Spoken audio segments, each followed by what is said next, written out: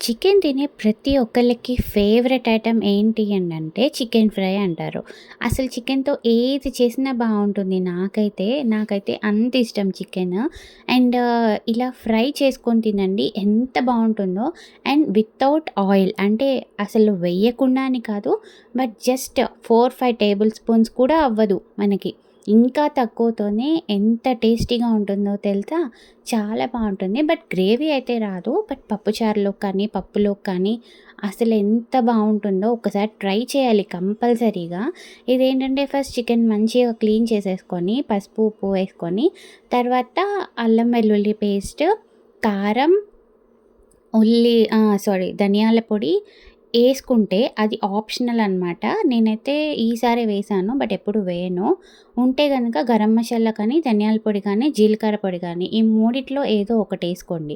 And salt యాక్చువల్‌గా ఇక్కడ ఎయడం మర్చిపోయాను.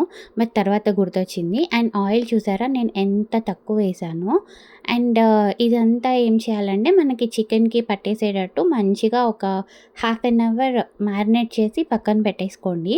అండ్ నాకిక్కడ ఉప్పేయడం మర్చిపోయాననమాట. సో, అందుకని ఇప్పుడు వేస్తున్నాను సాల్ట్ అయితే.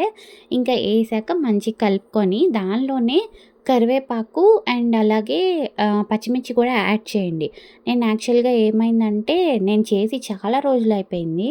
సో, అవి దాంతో పాటు వేయడం మర్చిపోయాను. లేదంటే గనక మీరు ఒకసారి కడాయి పెట్టేస్తారు కదా స్టవ్ మీద. పెట్టిన తర్వాత అయినా సరే ఒక జస్ట్ 2 టేబుల్ స్పూన్స్ కానీ, 1 టేబుల్ స్పూన్ కానీ ఆయిలేసి దాంతో పాటు ఈ పచ్చిమిర్చి, కరివేపాకు వేసి ఒక్క నిమిషం వేయించండి చాలు. ఇంకంతే మూత పెట్టేసి అదే ఉడికిపోతూ ఉంటుంది. మనం మధ్యలో సార్ట్ చేయాల్సిన అవసరం కూడా ఉండదనమాట. అండ్ చూడండి వాటరొచ్చేస్తాయి. చికెన్‌కి మనకి ఆటోమేటిక్‌గా వాటరొస్తాయి. అండ్ చికెన్ కూడా బాయిల్ అయిపోతుందనమాట.